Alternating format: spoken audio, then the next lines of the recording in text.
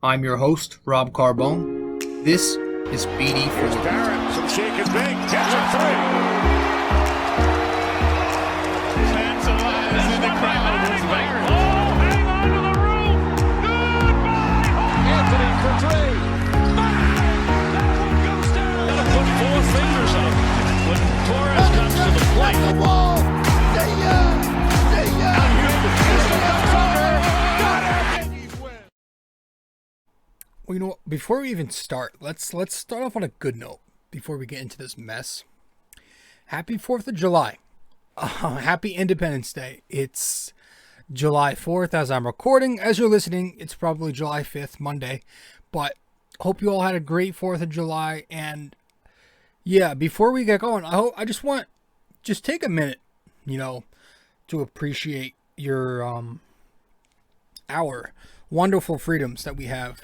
And just, in a world where it seems like more and more every day people don't appreciate this great, amazing country we live in, I always like to take a minute out of my day. It doesn't have to be on holidays, on patriotic holidays, but any day I try to keep in mind and just realize how great of a country we live in, and how fortunate we all are to have these freedoms that we do, and everybody has equal opportunity. Now, there are some flaws, but happy 4th of July, man, and hope everybody had a wonderful 4th of July. My dog is scared of fireworks. I think every dog is, and it's weird because she's right there on my bed. It's weird because, like, there weren't any fireworks going on, but I could tell my dog was, like, sensing it. Literally sensing, like, something was coming. Because she was, like, pacing around the floor upstairs. And she doesn't do that. And she was, like, hiding under the table. Then she was in the TV room, hiding behind the chairs. And just like, hiding in places she never goes to. And it's like she knew it was... And the fireworks weren't even setting off yet. And so... This was weird. Now, I stayed home tonight. I didn't do anything. Usually, I'll do some stuff with friends. Earlier, I hung out with my buddies, but I didn't do anything for the fireworks. I just watched the nightcap of the doubleheader today. But, yeah. Hope everybody did have a wonderful 4th of July, and I hope that, you appreciate where we are. We are in a great place in the USA, man, and couldn't be happier to be a citizen in America, man. Just an amazing country, the best in the world. There's no other better.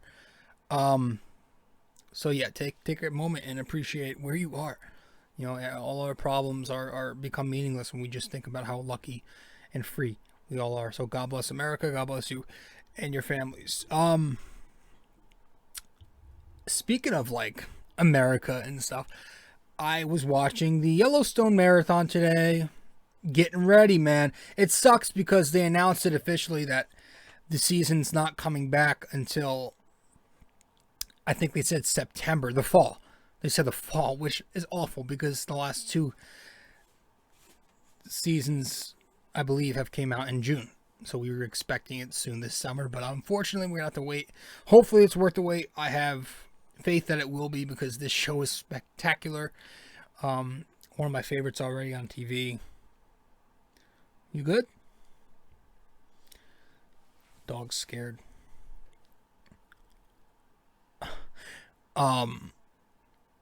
Actually, I wanted to... So speaking of great shows, there is a show I've been meaning to watch forever, and I've tried a few times, but I just get... I don't know if it's my shitty attention span or if I just need to give it another shot. Because I'm like this with a lot of shows. I don't give it a good enough shot, but I end up keep coming back. So tonight, I'm going to try one last time. Well, not one last time, but one more time to watch this show that it's supposed to be one of the great shows of all time. And I've seen a lot of the shows that they consider greatest of all time. I've seen Breaking Bad, I've seen Sopranos, I've seen Game of Thrones. I saw not all of Mad Men, but a lot of the shows that a lot of people consider the greatest of all times I've seen. But this one show I keep starting, but I never finish it. And I'm like 4 episodes in. I'm just going to start it all over. But I plan on starting it again tonight. And I really want to stick with it because I hear really great things. And I hear that it rivals these 2 or 3 shows that, you know, many people say are top 2 of all time or top 3 of all time. And that's The Wire. I've heard so many good things about The Wire. Maybe I just have to, because it was pretty decent when I last tried it, and I tried watching The Wire a few times. But the last time I watched it, I got 4 episodes in, which is the furthest I've ever gotten with the show, and I enjoyed it. I just never got back to it. So we're gonna try again tonight. As soon as I'm done recording, I'm probably going to give it another shot and watch it when I go to bed. But it's, you know, it's supposed to be very good. It's supposed to be up there with the Breaking Bads of the world. And, you know, it's about like the war on drugs and crime in Baltimore, I believe. So we're going to try that out. So I was watching Yellowstone. Also, I missed it because I was going to put a bet down on it, but I didn't know. I got it in too late because Joey Chestnut already won by the time I wanted to put my bet. I didn't even freaking see the thing. But the hot dog contest was today, and again, Joey broke his own record, going down 76 hot dogs this time, breaking his record of 75 last year. That's insane. It's sick, literally sick. But tell you, it's like these guys. I mean, I think I eat a ton, but that is beyond. It's beyond eating a ton. Like that's inhumane. 76 hot dogs. I don't know the time span, but it wasn't long. It was quick. But I usually tune into these things. I missed it though this year, unfortunately. But you know, I used to go to my aunts and uncles for July 4th. We used to go there a lot. And I don't know if it was July 4th. Maybe, yeah, no, it was. It was July 4th weekend. One few years in a row, we were going there down to my cousins and aunts and uncles' place, and they would have, you know, the hot dog. What's it called? A kettle? I don't know. Like a hot dog machine where it just shits out hot dogs. And I used to down those things. I used to eat a ton of them, and I still can.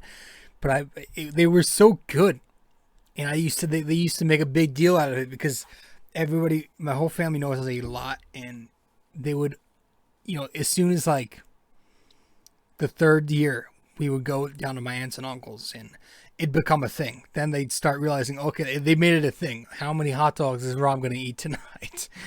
And I usually just can't, like, just downed them. Just, I don't want to say the number because it's embarrassing, but like I used to kill it. This one of the foods I could just eat forever. I could kill a hot dog. Burgers are a little different. They're a little more heavy. But you give me a hot dog, a taco, I can even kill. Oh, a slice of pizza is probably the number 1 on my list. I could go through pies. We won't even go there, but like, yeah, man, the Joey Chestnut thing was nuts. If I think I can eat a lot, 76 is out of this world, and in the nick of time too. But that's what I was doing to try and you know, diminish the depression that I'm getting from the New York Yankees right now. And sure, they won tonight. They won tonight to avoid the subway sweep with the Mets. But I mean, what kind of fan would I be to change my opinion on the entire team based off of every single game, right? If I was to be optimistic about the state of the team after a win, and then the very next day be totally pessimistic because they lose, that's a wishy-washy fan. You want somebody who's consistent. And I'm consistent. I'm going to give you my consistent opinion. So if you think I'm consistently pessimistic, oh well. It's legitimately my opinion. It's actually what I think of this team. And we all know I'm not a fan of this team. I haven't been a fan of this team for a while now. But this is probably, it's definitely the worst Yankees team that we have seen in years. They're dreadful to watch.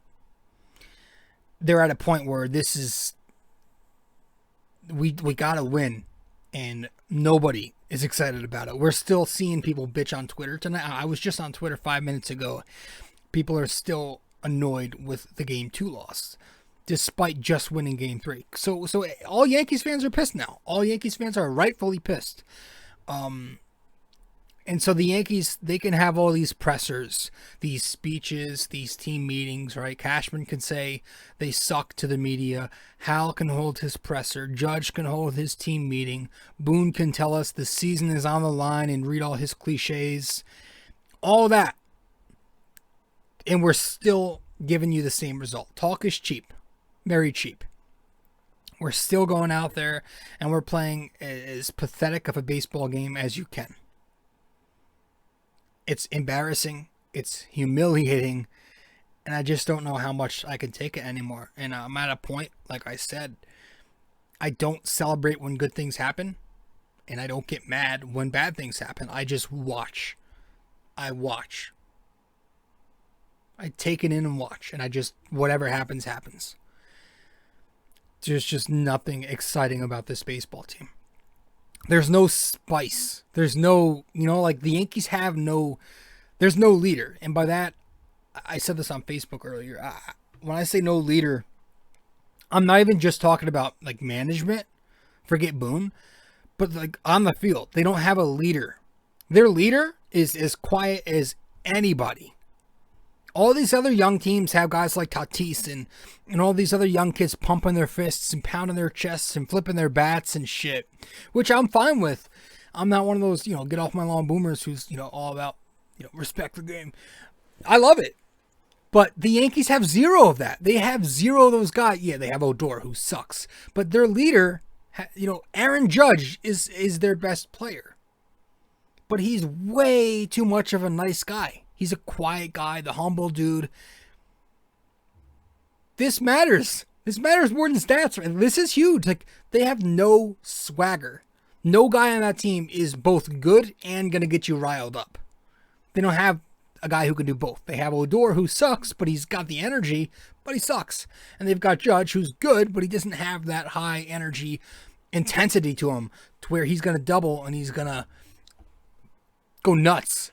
He's going to double, he's going to clap his hands, nod his head, and say, okay, cool. Like, we need a guy who's fucking fiery and producing. And the Yankees' leader is Aaron Judge. He's just way too quiet of a guy. And I'm not blaming Aaron Judge for the Yankees season. I'm just saying it'd be nice to have somebody, as the top producer on this team, one of the only producers on this team all year. If you're gonna hold these team meetings, at least let's. I want some emotion from the Yankees, some good. Like, all these guys are having so much fun. You watch guys like, it doesn't even have to be a good team. The Marlins have fun when you watch them. Guys have fun. The Orioles even know their position, but they have fun. You watch them. They're like, they suck. But I think that's one thing. They're so tense in the Yankee clubhouse. And A-Rod mentioned it on Sunday Night Baseball tonight in Game 3, Game 2 of the doubleheader. They're so tense. You can see it. Yeah.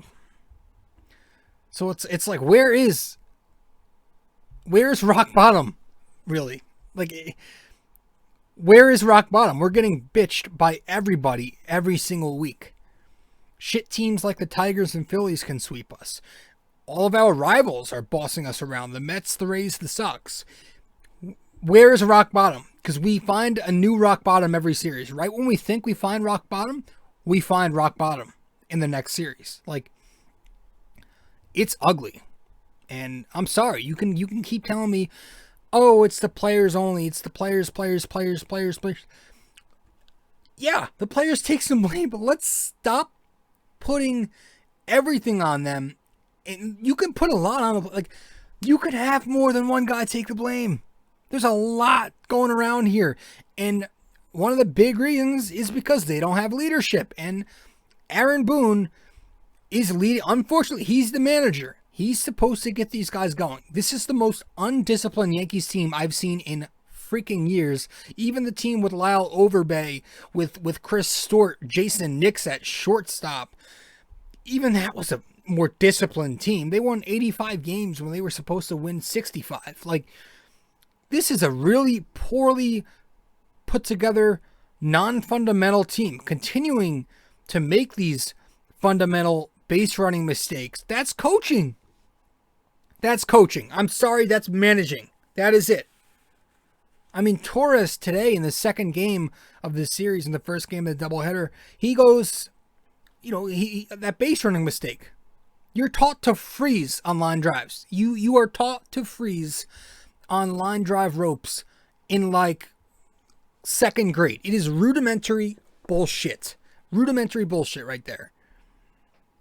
And these mistakes keep happening, guys. It's July 4th. We are halfway through the season. Literally 42 and 41 or something. That's 83 games in. 83 games. So that's halfway through the year. Plus an additional game. So we say it all the time. If these mistakes were April, some of May, then they stopped, good. But the fact that we're still making the same mistakes and we're still the same exact team that we were in early April, that is coaching. There's no accountability. Make a change. Bench a guy. Call him out. Yeah. Am I saying throw him under the bus? You're damn right I am. Because you know what? Maybe that'll wake these guys up sometimes. But instead, what Boone will do is he'll mention their names with the Y at the end. Oh, Chappie, he'll be fine. He's our guy. Glaby will be good. Judgy, great play by him getting out there. He'll be okay. It is the most cringe. I cringe when I hear this shit. When I hear him put a Y at the end of everybody's names, I friggin' cringe, man. It is so soft, and you wonder why I call this guy the babysitter. Well, he talks to them and talks about them like they're friggin' pre-K kids. I mean, it's horrible. There's no accountability. There's no urgency. He blamed the wind and said the Yankees made it tough on Walker. The Yankees were no hit in 8 of those 9 innings in Game 1. What are we talking about here? Made it tough? You're blaming the wind? This lineup sucks, and Marcus Thames deserves some blame. Fire his ass. You've got guys like Clint Frazier regressing. He's changing the mechanics in his swing on a daily. Torres going back to the high leg kick. He's regressing every year. He doesn't know what the hell he's doing. He can't drive the ball anymore. I mean, is nobody guiding these guys through it? Is nobody working with them? Sure, it's easy to say that when we don't know what goes on behind the scenes, but where's the results? Where's the progress? We need to start seeing it. And it's like these guys had no guidance. There's no coaching there. So yeah, I do put a lot of blame on coaching too, on Aaron Boone, on Marcus Thames. And yeah, Cashman. Hal was not only complimenting Boone in the presser, but he was complimenting Cashman. Cashman constructed a horseshit, clunky roster. I mean, the lineup is awful. It's a right-handed only at many times lineup. The only lefties we have are awful. Brett Gardner should have retired a year ago at least, and Odor sucks, like we said. So the other lefty retired, they said on ESPN he was in the dugout tonight or at the game or something, and Jay Bruce. But I mean, you trade a guy like Otto to a division rival, knowing very well you are right-handed heavy lineup. He bitched them the other week. They're very boomer bust. It's a line ground ball double play, or it's a strikeout or a weak pop up. Oh my God, these at bats are so awful. Non-competitive. Guys playing out of position. You're paying $300 million to a guy who can only DH, so he can only play half the game, and he can only play half the game half the time because he's always hurt. This is Cashman in the rotation. You're the only great pitcher on your staff. That's a big concern because he's starting to concern me, and we're going to get to him in a second. Everybody else, I mean, Montgomery's bleh. Herman is awful right now. He can't get you 3 innings without getting bombed for home runs left and right. Taillon sucks. He just sucks. Michael King is bleh. He's bleh too. They're all bleh. And then Cole, he was so great, but both him and Chapman, both Cole and Chapman, ironically enough, as soon as that spider tack thing became big, here we go. They are now, all of a sudden, it's out there, and these guys have completely lost their command without the tack. Without the tack, they have looked like completely different pitchers. They have. Fastball command for either of them, it's gone. I mean, all Cole had to do today was not suck. Our ace, our $300 million ace, all he had to do was not suck in the first game of the doubleheader. He goes 3 measly innings. Gets an out into the 4th before he's pulled.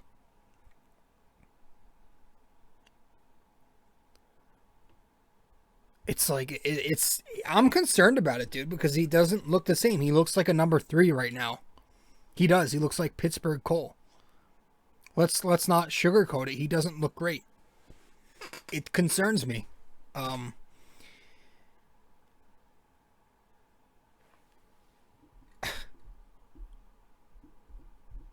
Yeah. So I'm keeping my eye on that for sure. I mean, there's nothing a lot. You can't say a ton. It's just he's not pitching great since, I don't know the ERA, but I'm pretty sure it's not good, since the start of June. And that was around the same time that I think the start after that, after the Tampa start, I think was the one against Donaldson when he called him out. So since around that time, he's not been the same pitcher. He's given up home runs more. The strikeouts are down. The spin rate and the RPMs are down on his pitches. The breaking balls aren't the same. He's still throwing 100 with the fastball, but the command isn't there, and the breaking pitches are not the same. So it's getting a little scary, and the more it goes on, the more concerned I'm going to get. It's like, is it illegal to do what he did? The guy lied to get money. Is it fraud? Could you get sued for fraud? Saw that somewhere on Twitter. It was funny. Yeah, it's oh my gosh, it's bad with Garrett Cole right now. It's a little bit like no, I don't know. I was gonna say he's Garrett Cole, so we'll get out of it. I don't like how much of that was seriously. That shit you can literally hold with a cinder block and not even grip it. You just have to put your hand flat and you can still hold a cinder block. So how much impact did it have? I mean, he was using that shit in Houston.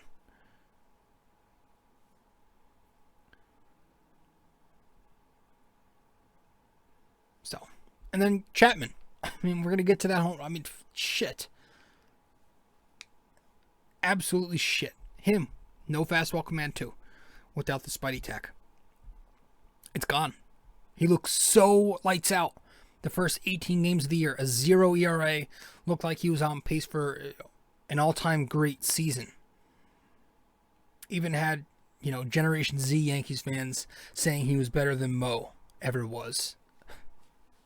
Which, not shocking considering Generation Z. This team sucks. Hal can sit here and blame the players for everything, all he wants. Players. But he don't care. This guy's more worried about selling his chicken buckets, keeping concessions open during rain delays, so he can make as much money as he can, and delaying these delays. or prolonging these rain delays purposely. I was texting my buddy about it.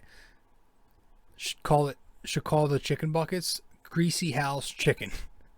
And the slogan, he said, should be, so cheap, you'll always be under your own luxury tax. Fucking great. Shit. Is he wrong? Is he wrong? The Yankees are all about money, man. They're all about saving. They're all about not having to spend. They're all about fattening those wallets. They'll sell you off with a big deal every once in a while, the Stanton thing, the Cole thing, to make it seem like they spend big. But outside of that, it's all patchwork. I've said it before. It's all fucking patchwork.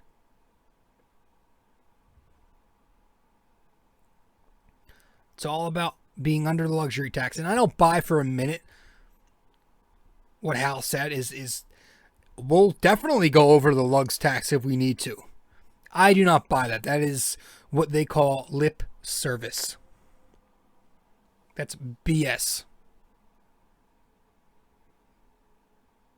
That's BS.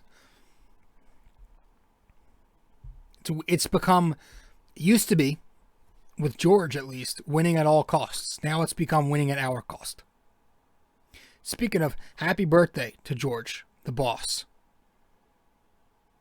The one who Hal said has made a ton of mistakes in acting as if he wasn't much better than Hal was. Hal is. Happy birthday, George, because you actually won championships. People can bitch and moan all they want about how the mistakes you made were pretty dramatic, but, I mean, you won championships, and that's literally what the term winning at all costs mean. You're going to have some blips in the road, but if it gets you a chip, it's worth it. And he got multiple chips as the owner of the Yankees.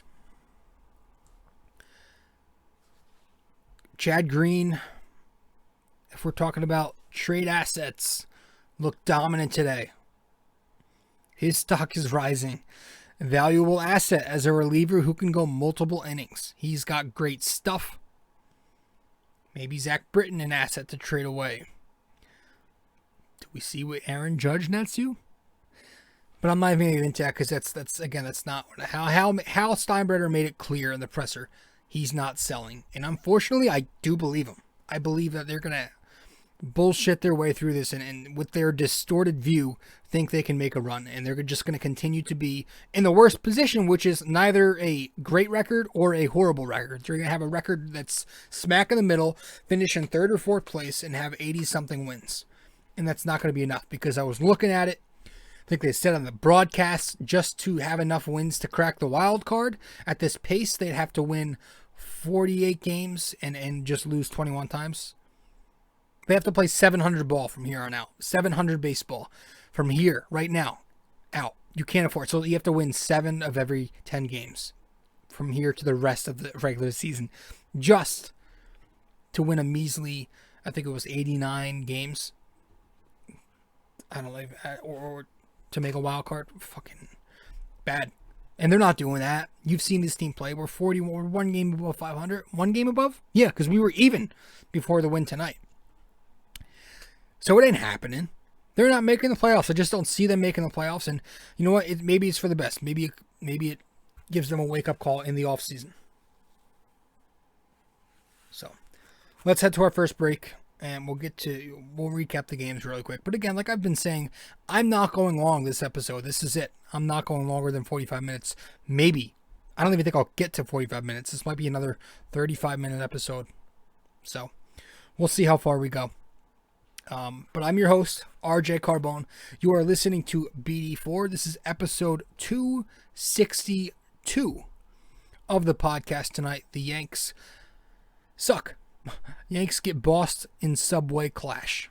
That's the name of our episode tonight, 262. If you haven't yet subscribed to this podcast, BD4, where there's no better way to get your Yankees innings analysis, subscribe to it. Download the podcast. You can find us on Apple Podcasts, Spotify, YouTube, if you want to watch the podcast, and plenty more platforms as well. So be sure to do that. You can also find me on social media. I am on Instagram, Facebook, and Twitter. Instagram at rjcarbone, Facebook rjcarbone, r.j. And then Twitter at NY Sports Talk RC. So if you want to find all that stuff, just go to my Linktree. It'll have the podcast, the blog, and my social media sites all on my Linktree, linktr.ee/rjcarbone. But we're going to get to our plug right now, which will tell you that all once again. So be right back. When we get back, we'll summarize the series a bit. I don't know how much longer we'll go, though. So we'll be right back. You are listening to RJ Carbone on BD4. If you haven't yet subscribed to this podcast, you can do that right now. BD4 is available on iTunes, Spotify, Google Podcasts, Anchor, and you can also watch it on YouTube. There are plenty of other platforms to find this podcast. All you have to do is go to linktr.ee/rjcarbone, and that will take you to where you need to be. linktr.ee/rjcarbone in order to subscribe to this podcast.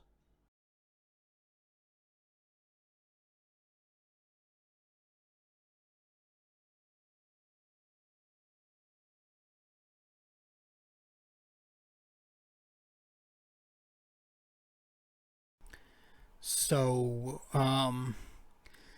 the other day, yesterday as I speak, Yankees took the loss in the opener.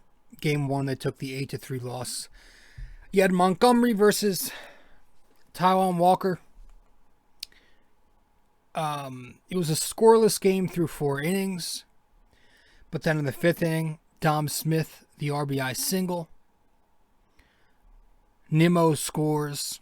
You have McCann with an RBI single. Smith scores on a wild pitch that Gary couldn't find later in the 5th or 6th. But, eventually the Yankees, they go down 8-0 to start the game. And the only thing they do offensively, Judge gets a home run in the 6th. And then later in the inning, it's Gio with a 2-run single.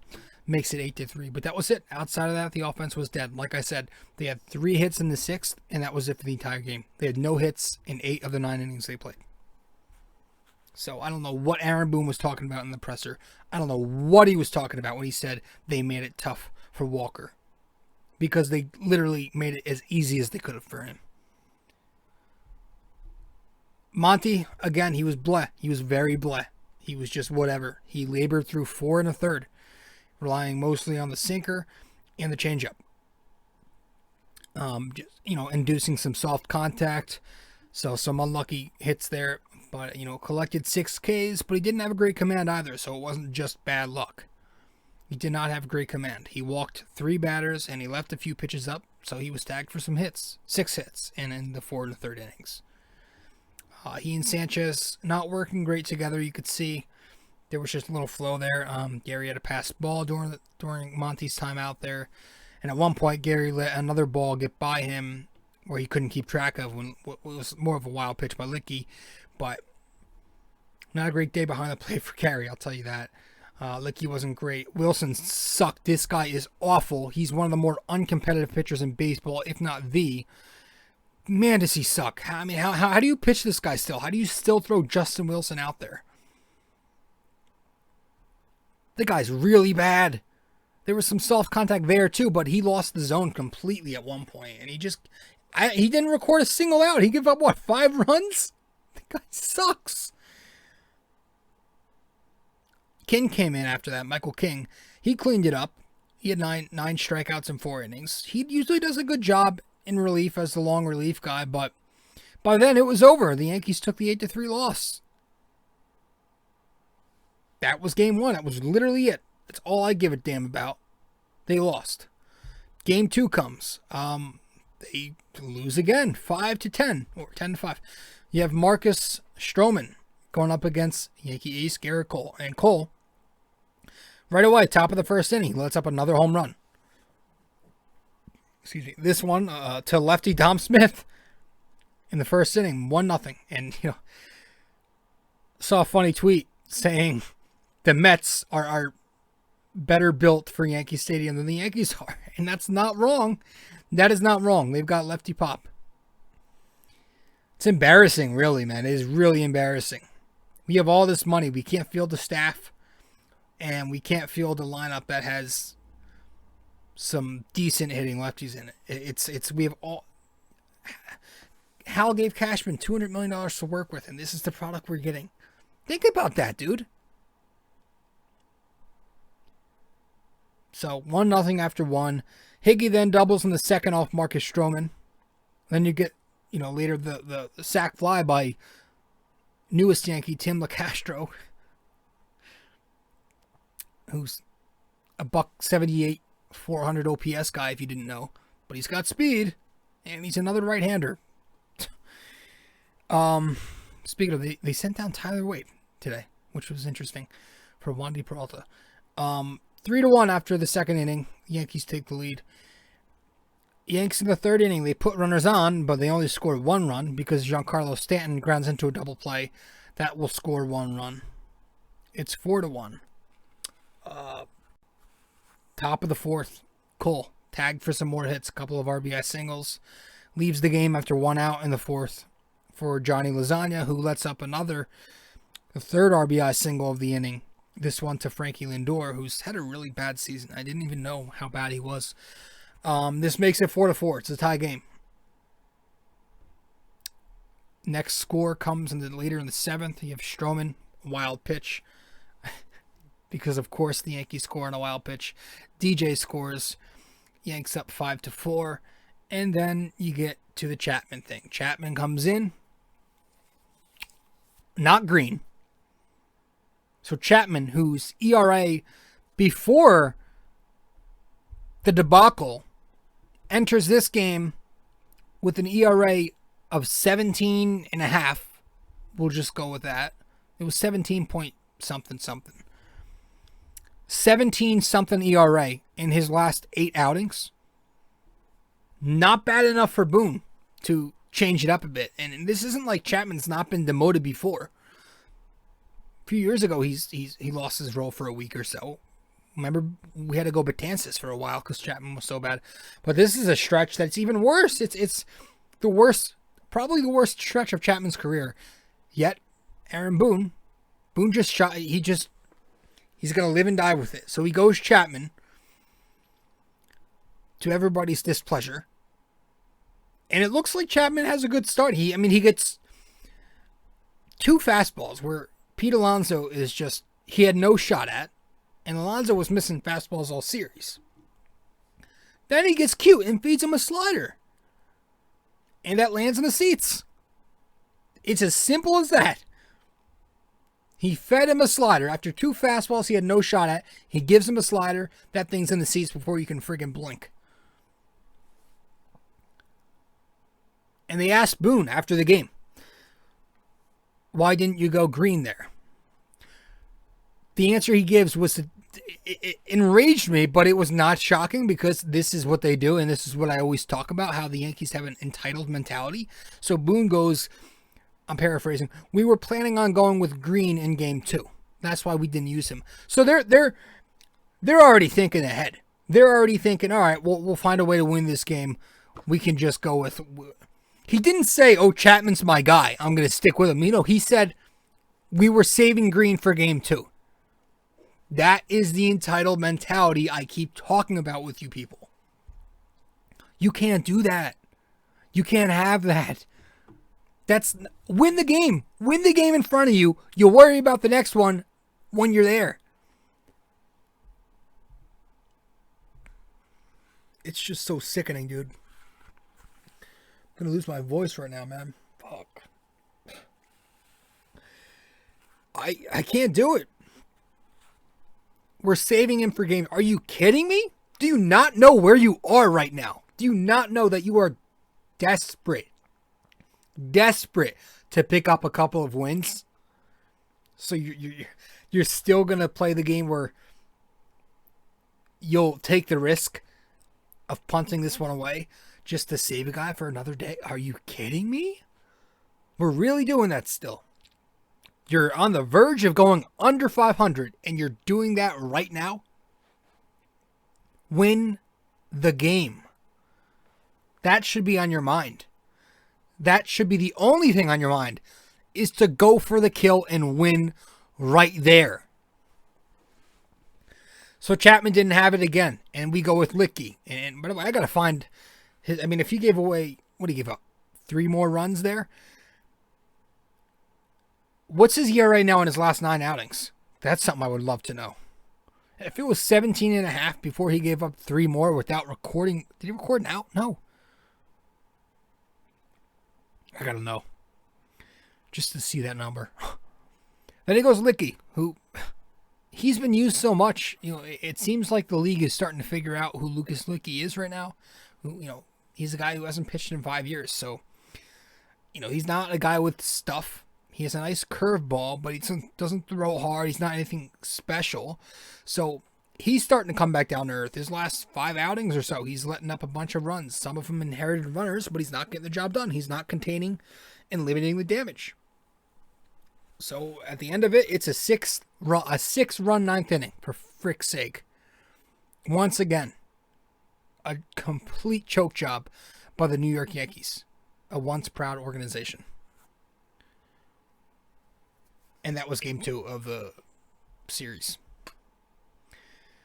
You get to the nightcap of the doubleheader, game 3 of the series, and the Yankees, they get a little, what I call a phantom win. They get a nice 4-2 phantom win. Sunday Night Baseball, Vasgersian and Arod. On the mound, you've got Nestor Cortez, and for the Mets, it's Oswalt. The only offense for the Yankees, you know, really in the second inning, Gio with a 3-run blast. But then that's countered when Alonso goes deep later in the game to make it 3-2. And the Yankees get one more when, once again, we score off a wild pitch. It's Brett Gardner coming home, 4-2. That's how we win. How many times? Like, if we took the wild pitch, the runs that we get off of wild pitches out, I really want to know our run per game total. If you take away the amount of times we not only scored on the wild pitch, but a balk or a ball 4. Well, I'll give you ball 4 because that has to do with some good discipline sometimes. But let's say, because there's a lot of times where the Yankees score, and it's not because of them playing good baseball. It's because of the other team making a mistake. Goodness gracious. So they win 4-2. Cortez gets the start, goes 3 1/3. He looks good, doing his little thing again. You know, the hesitations and all that bullshit. It's working right now. O'Day was fine. He comes in and does the job, and then Green gets the close. So they go to Green this time.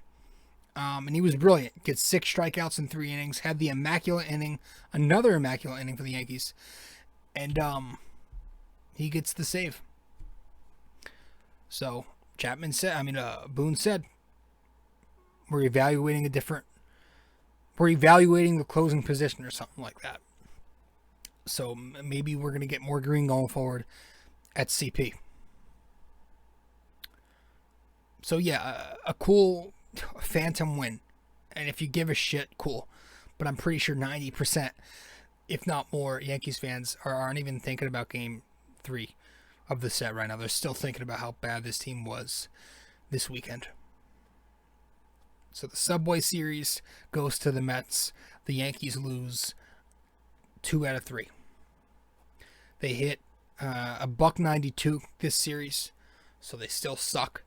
They're still right-handed heavy. They're still boom or bust, all or zip. No approach. Pitching staff still sucks. Everything sucks. I'm tired of it. I don't want to talk anymore. So what we're going to do is going to go to break, and then we'll wrap it up from there, maybe with the question of the day. And that'll be that, because I'm just sick of this shit. We'll be right back.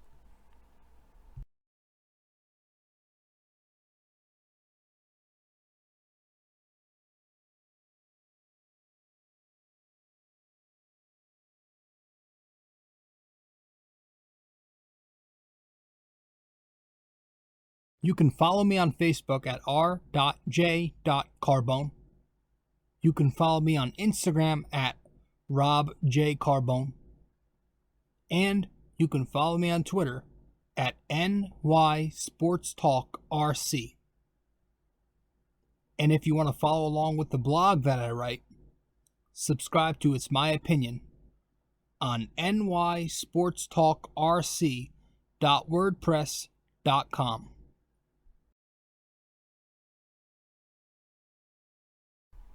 Just sick of it all, dude. I'm sorry. Like, if I'm too negative for you, well, I don't know what to say. Where have you been?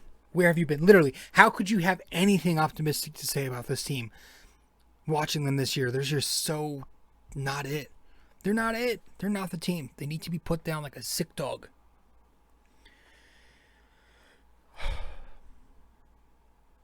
So many things wrong with them, man. They have just become such an embarrassment to who they should be. And I don't know what else to say.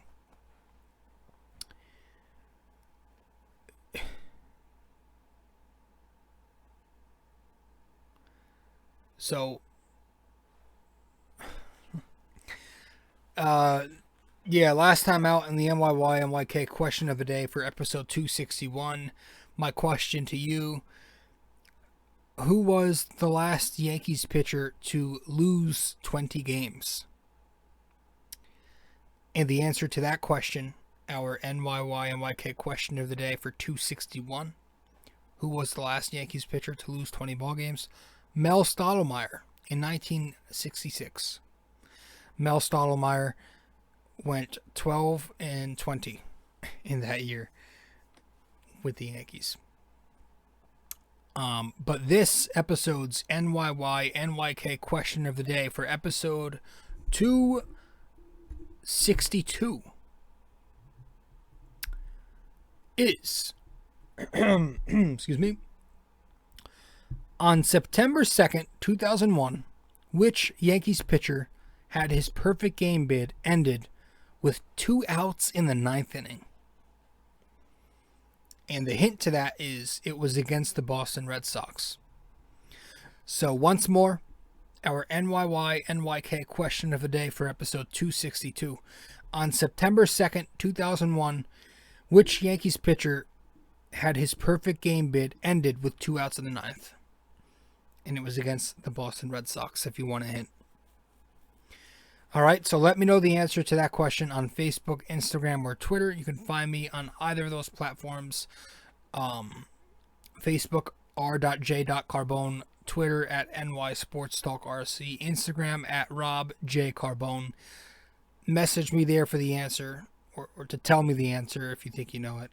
Or just comment the answer once I publish the promo to this podcast on one of those sites. And that's that. The Yankees suck. I'm tired of everything. I don't want to talk about it. We could break it down, analyze more, but I really don't give a damn. They're not worth my time right now. So that's it. We're going to end it here. We're about 47 minutes in. So hope you guys enjoyed this episode. Episode 262 of BD4, where there's no better way to get your Yankees and Knicks analysis. I am your host, RJ Carbone. And I think I'm going to go check on my dog, get ready for bed, and watch The Wire. Like I said, I'm going to start The Wire. Hopefully it's good, man. Hopefully it's as great as everybody says. I've heard so many great things about it. I just need to stick through it. Stick with it this time and fight through the slow parts. Because every show is going to start off slow, unless you're Breaking Bad. But we'll see how it goes. The Wire. All right, guys. Thanks for stopping by. That's it. Really appreciate it. So if you haven't yet, subscribe and all that fun stuff. That's that. Ciao.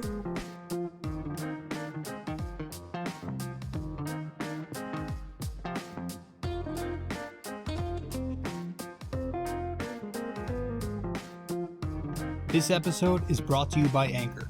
Podcasting made easy.